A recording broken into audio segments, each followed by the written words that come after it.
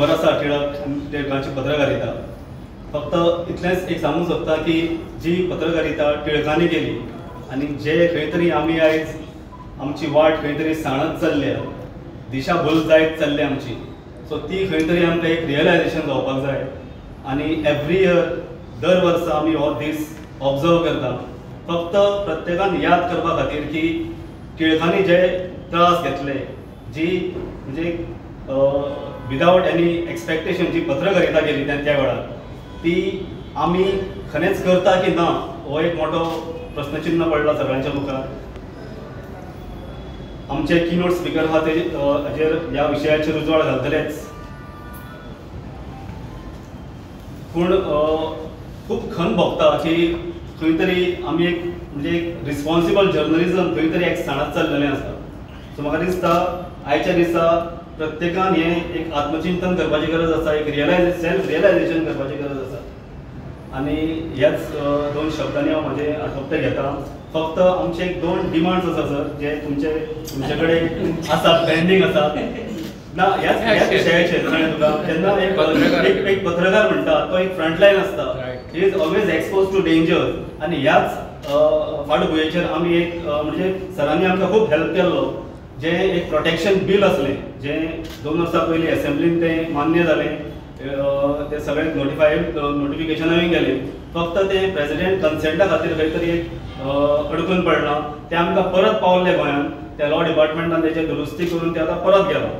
So हांव म्हणजे डिपार्टमेंटाचे वतीन एक मातशें एक्सपेडायट करचो प्रोसेस सगळो, जेणे करून हे बेगींतले बेगीन नोटिफाय जावचें आनी हेचो लाभ सगळ्या पत्रकारांक मेळचो. इतलेंच सांगून हांव म्हजे 2 शब्द सोंपयता. तशेंच परत एकदा फावट सगळे आमचे आयचे चीफ गेस्ट म्हायती खात्याचे संचालक दीपक बांदेकर सर, आमचे keynote speaker Rajan Desai sir आनी गोवा मराठी पत्रकार संघाचे अध्यक्ष जयंत संभाजी सर हांचे परत एकदा स्वागत करता. तुमच्या सगळ्यांचे स्वागत करता. मित्रांनो, दरवर्षी आम्ही टिळक पुण्यतिथी साजरी करतो. टिळकांची पत्रकारिता आणि आजची पत्रकारिता याच्यात खूप फरक आहे. आता टिळकांनी देश स्वतंत्र करण्यासाठी आपली पत्रकारिता झिजवली. त्यानंतर तो वारसा आम्ही घेत पुढे गेलो आणि हळूहळू पत्रकारितेत बरेच बदल होत गेले. मी साधारण 19-20 वर्षापूर्वी निवृत्त झालो. त्यावेळेची पत्रकारितासुद्धा आणि आजची पत्रकारिता याच्यातसुद्धा खूप फरक आहे. आणि हा फरक असा आहे की वर्तमानपत्र हे कशासाठी चालवलं जातं याचा एक वेळा संभ्रम पडावा अशी वर्तमानपत्र निघत असतात. आणि मी केलेली पत्रकारिता आता कुठे आहे असा मी शोध घेतो, तेव्हा मोठ्या विचित्र अवस्था माझी होते. आणि आज त्या दृष्टीनं या विषयावर प्रकाश टाकण्यासाठी आमचे मुख्य पाहुणे श्री दीपक बांदेकर इथे आलेले आहेत. ह्या सगळ्या परिस्थितीचा विचार करून त्यांनी आपले मत मांडावे आणि आम्हाला मार्गदर्शन करावं अशी मी अपेक्षा करतो.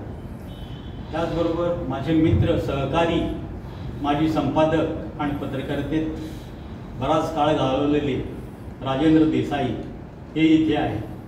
त्यांनी या पत्रकारितेतली स्थित्यंतरं पाहिलेली आहेत आणि या स्थित्यंतराच्या आधारावर त्यांनी पत्रकारांनी काय करावं याच्याबद्दल ते मार्गदर्शन करतीलच. आणि त्यांच्या मार्गदर्शनात त्यांच्या आणि आपल्यामध्ये मी फार वेळ उभा राहू इच्छित नाही. आणि आज असेंब्लीचे वगैरे त्यांनी बारोडकरांनी सांगितलं त्याप्रमाणे बरीच कामं आहेत, त्यांनाही कामं आहेत. त्यामुळे त्यांचे विचार ऐकून घेण्यासाठी आपल्यात मीही उत्सुक आहे आणि त्यांनी किंमत प्रदर्शन करावं अशी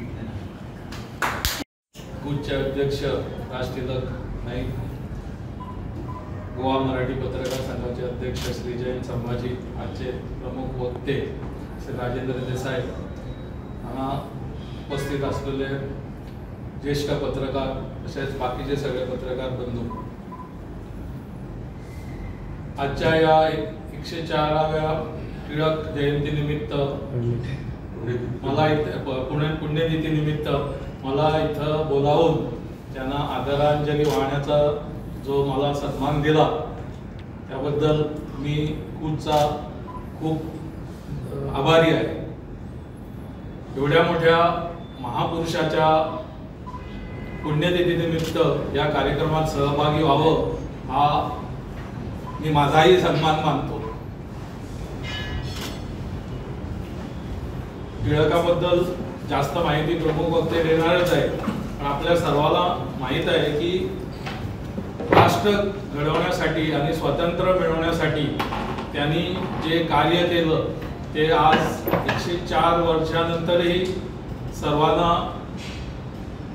माहीत आहे आणि त्याचा सर्वांना अजूनही गरज वाटते त्या कार्याची. पण बाकीच्या वक्त्यांनी जसं म्हटलं की ते कार्य कुठेतरी दिशाहीन झालेलं आहे सध्या किंवा लुप्त पावलेलं आहे. दोन मोठी कार्य त्यांची म्हणजे पत्रकारिता, ज्याने जे मराठा आणि केसरी हे वर्तमानपत्र सुरू केली, तसंच समाज सुधारण्यासाठी जो सार्वजनिक गणेशोत्सव त्यांनी सुरू केला तो सुद्धा आज कुठेतरी त्यांनी ज्या दिशेने सुरू केला होता त्या दिशेने वाटचाल करत नाही असं वाटतं. लोक आता सार्वजनिक गणेशोत्सवाबद्दल बोलावं झालं तर गणेशोत्सव खूप मोठ्या प्रमाणात साजरे होतात, लोकही खूप भक्तिभावाने येतात, काही ठिकाणी रांगा लागतात, देणगीही देतात भरपूर. पण ज्या समाज सुधारण्यासाठी जे कार्यक्रम तिकडे व्हायला होते त्याला तेवढी उपस्थिती आज लाभत नाही. ज्यावेळी विसर्जनासाठी मिरवणूक निघते आणि तिथे जेव्हा डीजे वाजवला जातो तेव्हा भयंकर गर्दी होते. पण जे समाज सुधारण्यासाठी काही अजूनही जुनी गणेश मंडळं आहेत की समाज सुधारण्यासाठी, विद्यार्थ्यांसाठी किंवा बाकीच्या समाजासाठी सुद्धा जे कार्यक्रम करतात त्याला लोकांची उपस्थिती किती नसते. दुसरी जी पत्रकारिता, त्यांनी स्वातंत्र्यासाठी किंवा समाज घडवण्यासाठी जी पत्रकारिता सुरू केली, कारण पत्रकारितेमध्ये आणि लेखणीमध्ये जी शक्ती आहे, जे राष्ट्र घडवण्यासाठी किंवा समाज घडवण्यासाठी त्याचा योग्य उपयोग झाला पाहिजे. कारण आज म्हणजे एकाच बाजूचा नाही तर दोन्ही बाजूनी, समाजाच्या बाजूनी सुद्धा तेवढीच आज कमतरता आहे. कारण पूर्वी जो लोक किंवा जे समाज म्हणून होता आज तो मला वाटतं एक कुठेतरी विभक्त होत चालला आहे. म्हणजे समाजाचा दृष्टिकोन बघण्यापासून त्याच्यानंतर एक एकत्र कुटुंब पद्धती आली, त्याच्यानंतर विभक्त कुटुंब पद्धती आली आणि आज असं चाललंय समाजामध्ये की मी आपल्या दोघा तिघांच्या सभासदांच्या कुटुंबामध्ये सुद्धा आपण फक्त आपल्यापुरतच विचार करतो. समाजात इतर गोष्टी घडत असतात त्याच्याबद्दल एक समाज एकत्र येऊन पेटून उठलेला दिसत नाही. तर कुठेतरी असं वाटतं की टिळकासारखा महापुरुष परत जन्माला यावा. ही गोष्ट खूप कठीण आहे कारण असे महापुरुष परत परत जन्माला येत नसतात.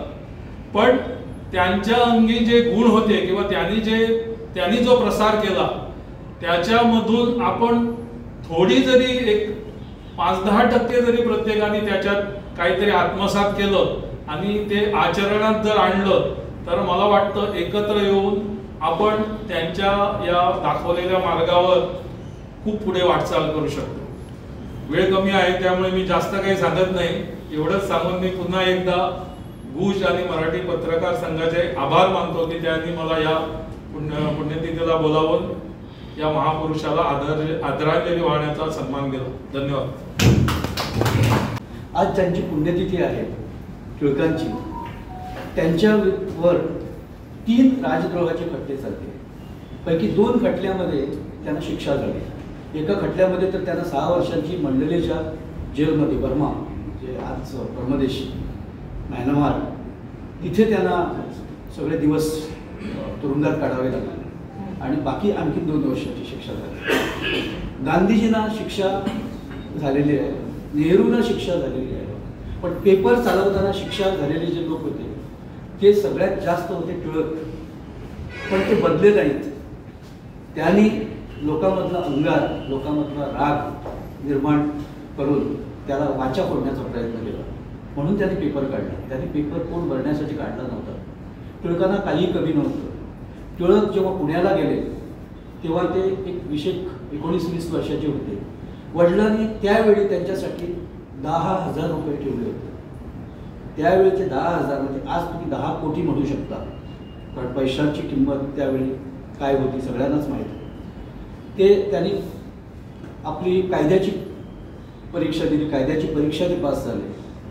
प्रॅक्टिस केली असती तर आरामात जगू शकले असते. पण या माणसाने कायम पूर्ण आपल्या आयुष्यात फक्त जनता जनता आणि जनतेचे प्रश्न, इथे जे परकीय आले होते त्यांना काही करून इथून हाकलून लावायचा हा ध्यास घेतला होता. आणि या सगळ्या याच्यात स्वतःला डायबिटीस सारखा गंभीर आजार लावून घेतला. आणि वयाच्या 64व्या वर्षी म्हणजे यंग, म्हणजे साधारण आम्ही सुद्धा त्यांच्या जवळ आहोत, इतक्या कमी वयात ते गेलेले आहेत.